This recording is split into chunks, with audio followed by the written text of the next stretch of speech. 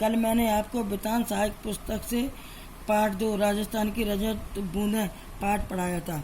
अब मैं आपको उसी के प्रश्नोत्तर लिखवाने जा रही हूँ। प्रश्न नंबर 1, राजस्थान में कुएं किसे कहते हैं? इसकी गहराई और व्यास तथा सामान्य कुओं की गहराई व्यास में क्या अंतर होता है? उत्तर, कुएं मरुस्थलीय प्रदेश राजस्थान में जहाँ वर्षा बहुत कम मात्रा में होती है।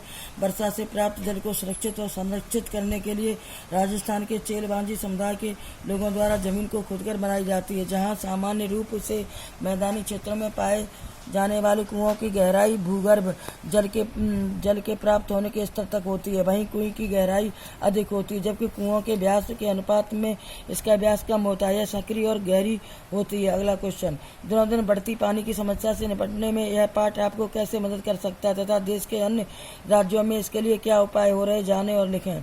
उत्तर, दिनों दिन बढ़ती पानी की समस्या अत्यंत विकट और भयावह है।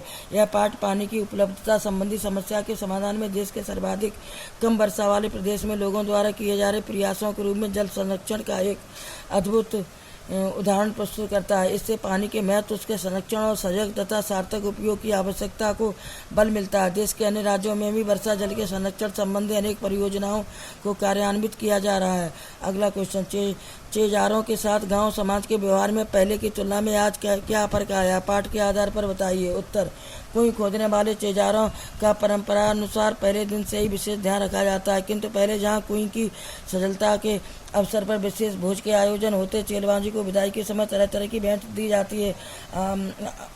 आय प्रथा से वर्ष भर में आने वाले त्योहारों और मंगल उत्सवों के अवसर पर भेंट दी जाती है। खलिहान में उनके नाम अलग से फसलों के ढेर लगाए जाते हैं। वहीं आजकल उन्हें सिर्फ मजदूरी देकर काम कराने का रिवाज प्रचलन में आ गया है, अर्थात उनके प्रति गांव समाज की संवेदनात्मक अनुभूति में कमी आई है। अगला क्वेश्चन, निजी होते हुए सार्वजनिक क्षेत्र में कुइयों पर ग्राम समाज का अंकुश लगा रहता है, लेखक ने ऐसा क्यों कहा होगा? उत्तर, राजस्थान में कहीं कुएं खोदने का हक सबको है। जो व्यक्ति जिस कुएं को खोदता है या खुदवाता है उससे पानी प्राप्त करने का हक उसका है, लेकिन कुएं जिस जमीन पर खोदी जाती है वह गाँव समाज की सार्वजनिक जमीन होती है। अतः नई खुदने वाली कुएं का अर्थ होता है जमीन में मौजूद नमी का बंटवारा। इसलिए निजी होते हुए भी कुएं पर ग्राम समाज के अंकुश बना रहता है। कुइयों के बनाने संबंधी स्वीकृत आवश्यकता अनुसार गांव समाज ही देता है।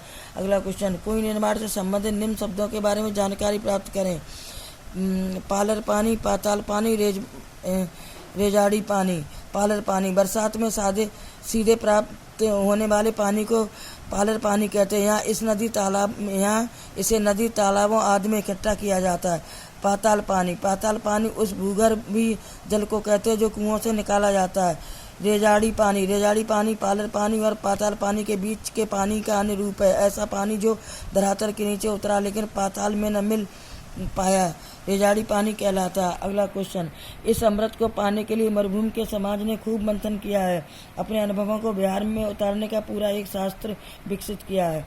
उत्तर, पानी को अमृत कहकर संबोधित करना सर्वथा उपयुक्त है, वह भी राजस्थान जैसे प्रदेश के लिए जहाँ सामान्यतः तो पानी अनुपलब्ध या बहुत कम है ही, जहाँ उपलब्ध होता भी है तो बड़ी कठिनता से। मंथन शब्द यहाँ देवासुर संग्राम के दौरान होने वाली समुद्र मंथन की पुराण वर्णित पुरानी कथा का स्मरण दिलाता है। जैसे अनेक प्रयत्नों के उपरांत समुद्र मंथन से अंत में अमृत प्राप्त हुआ था, कुछ वैसे ही राजस्थान में पेयजल प्राप्त होता है। एक लिहाज से कुइयों को खोदने का श्रमसाध्य और दुष्कर कार्य किसी समुद्र मंथन से कम नहीं, और ऐसे प्रयत्न से प्राप्त पेयजल को भी अमृत से कम करके नहीं देखा जा सकता। अनुभवों को व्यवहार में उतारने का तात्पर्य चेलबांजी समुदाय के द्वारा कुइयों के निर्माण में उनकी दक्षता से है कि किस प्रकार वे खड़िया पत्थर की पट्टी की पहचान कर कुइयों का निर्माण कर लेते हैं। पानी की विभिन्न कोटियों के वर्गीकरण की प्रक्रिया भी उनके अनुभवों के से व्यवहारिक शास्त्र का हिस्सा है।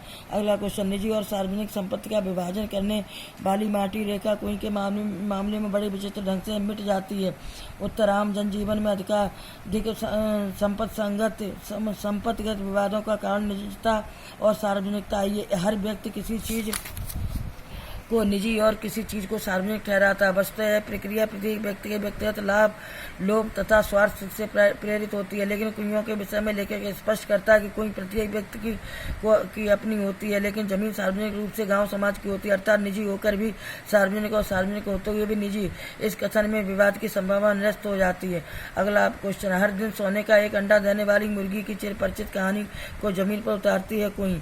उत्तर, सोने का अंडा देने वाली मुर्गी जैसे रोज एक सोने का अंडा देती थी, वैसे ही कुएं से 2 या 3-4 घड़े ही मीठा पानी पेयजल एक दिन में प्राप्त किया जा सकता है, इससे अधिक नहीं। इसी कारण लेखक ने इस कहानी का उल्लेख कुएं के संदर्भ में किया है। बच्चों, पाठ पूरा हुआ, प्रश्नोत्तर लिखें।